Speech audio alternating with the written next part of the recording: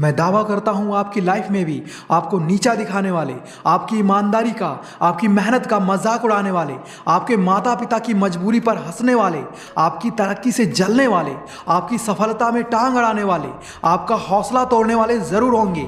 लेकिन सवाल ये आता है, क्या आप जानते हैं ऐसे दुश्मनों को हराने का, उन्हें सबक सिखाने का, उनका घमंड तोड़ने का असरदार तरीका क्या है? आखिर ऐसा क्या किया जाए कि वो खुद ही अपनी घटिया चालों में मात खा जाएं? मेरे दोस्त, इस वीडियो में मैं आपको हिंसा या नेगेटिविटी फैलाने की बात नहीं कर रहा। हम अपने दुश्मन को हिंसा किए बिना अपनी सोच से, अपनी मेहनत से, अपनी समझदारी से मात दे सकते हैं, उन्हें सबक सिखा सकते हैं, उनका घमंड तोड़ सकते हैं। एक बात याद रखना, अपनी शारीरिक ताकत से किसी को भी हराया जा सकता है, लेकिन मजा तो तब है जब सामने वाले को अपने दिमाग से नचाया जाए, उसे हराया जाए। इसलिए आज की इस वीडियो में मैं उन सभी लोगों को सबक सिखाने के लिए 7 ऐसे नियम बताने वाला हूं जिन्होंने आपकी लाइफ नर्क बना रखी है। इसलिए वीडियो कंप्लीट जरूर देखना।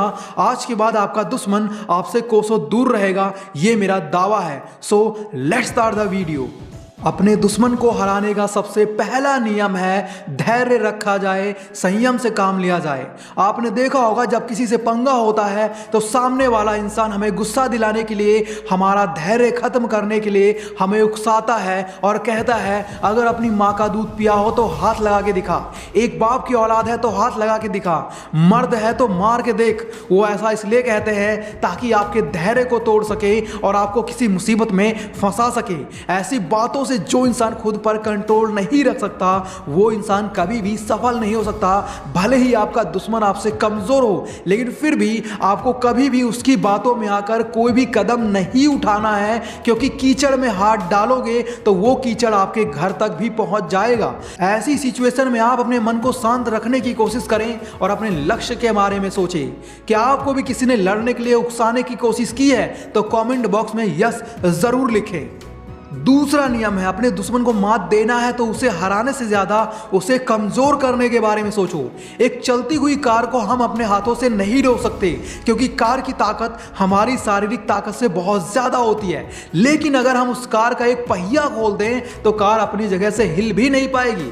इसी तरह अगर सामने वाला दुश्मन हमसे बहुत ज्यादा शक्तिशाली है तो हमें उसे हराने से ज्यादा उसे कमजोर करने के बारे में सोचना चाहिए। इसके लिए आप अपने दुश्मन का कॉन्फिडेंस तोड़ सकते हैं। अगर आपके दुश्मन ने कुछ गलत किया है तो आप समाज में उसे नीचा दिखा सकते हैं, उनकी कमजोरियों का फायदा उठा सकते हैं। आप अपने दुश्मन के सपोर्ट को खत्म कर सकते हैं, उनकी एनर्जी को खत्म कर सकते हैं। इसके लिए आप उन्हें किसी ऐसे काम में लगा सकते हैं जो बहुत मेहनत वाला हो। आप उनको पैसों से कमजोर कर सकते हैं, और जब आपका दुश्मन हर तरह से कमजोर हो जाएगा तो वो आपको तंग करना बंद कर देगा और हार मानकर निकल जाएगा। तीसरा नियम है, अपने दुश्मन को परास्त करना है तो सही वक्त आने का इंतजार करें। कोई भी फैसला या काम करने से पहले समय का सही इंतजार करना चाहिए, क्योंकि अगर आप उस काम को समय से पहले या बाद में करते हो तो आपको उस काम में सफलता हासिल नहीं होगी।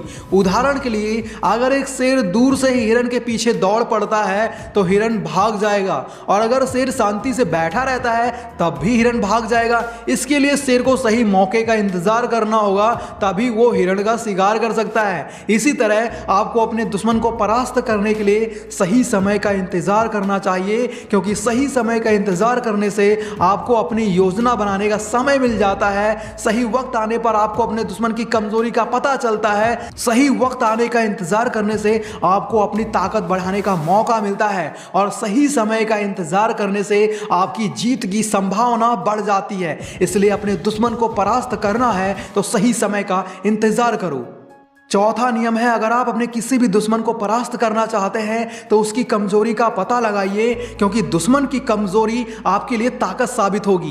पहले के जमाने में जब कोई राज्य किसी दूसरे राज्य पर हमला करता था तो सबसे पहले वहां की सेना की ताकत, वहां के हथियारों का, वहां के महल की कमजोर दीवार का पता करते थे। उसके बाद ही उस राज्य पर हमला करते थे, क्योंकि हमला करने वाला राज्य अच्छी तरह से जानता था कि अगर सामने वाला राज्य हमसे ज्यादा ताकतवर हुआ तो वो हमें कुचल कर रख देगा। इसलिए वो सबसे पहले दुश्मन राज्य की कमजोरियों का पता लगाते थे, सेम ऐसे ही हमें अपने दुश्मन की कमजोरी का पता लगाना चाहिए। इसके लिए आप उनके दोस्तों से, उनके रिश्तेदारों से, उनके जान पहचान वालों से जानकारी इकट्ठा कर सकते हैं। आप उनके रहन सहन चाल चलन पर नजर रख सकते हैं, उनके सोशल मीडिया के थ्रू ऑब्जर्व कर सकते हैं। यकीन मानिए आपको कोई ना कोई ऐसी बात जरूर पता लग जाएगी जो आपके दुश्मन को मात देने के लिए काफी होगी। पांचवा नियम है, अपने दुश्मन को परास्त करना है तो उसे इसी भ्रम में जीने दो कि जीत उसकी हो रही है। मान लो आप एक ऐसा बिजनेस शुरू करने जा रहे हैं जिसमें कम मेहनत में बहुत सारा पैसा है और ये आइडिया आपके दुश्मन को भी पता लग जाता है और वो आपसे पहले बिजनेस करना शुरू कर देता है और बहुत सारा पैसा कमाने लगता है। इसलिए अपने दुश्मन को हमेशा गलत जानकारी दें ताकि उसे आपके प्लान्स के बारे में पता ना चले, और हो सके तो आपको अपने दुश्मन के लक्ष्यों को हासिल करने के लिए गलत योजनाएं बतानी चाहिए ताकि आपका दुश्मन अपने लक्ष्य में भी कामयाब ना हो सके। आप अपने दुश्मन को अपनी बातों से भी भ्रम में डाल सकते हो। आप अपने दुश्मन को आर्थिक रूप से भी कमजोर कर सकते हो, क्योंकि अगर आपका दुश्मन आपके इरादों को पहचान गया तो वो आपको हराने का रास्ता ढूंढ सकता है। इसलिए आपको अपनी सभी योजनाओं को छुपा कर रखना चाहिए और अपने दुश्मन को इसी भ्रम में जीने देना चाहिए कि आप अपनी लाइफ को लेकर बिल्कुल भी सीरियस नहीं हैं।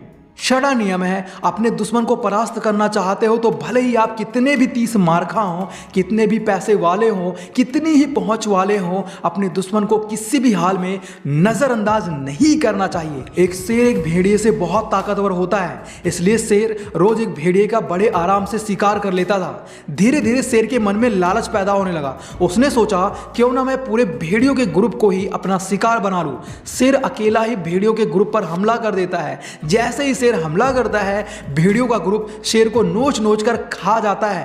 ताकतवर होना अच्छी बात है, लेकिन अपने दुश्मन को नजरअंदाज करना, उसको कमजोर समझना, यह आपको महंगा पड़ सकता है। इस उदाहरण से आप सीख गए होंगे, दुश्मन चाहे छोटा हो या बड़ा, फिर चाहे वो रास्ते का भिखारी क्यों ना हो, आपको कभी भी अपने दुश्मन को कम नहीं समझना चाहिए, क्योंकि हो सकता है आपके दुश्मन ने आपको मात देने के लिए पहले से ही कोई रणनीति बना रखी हो।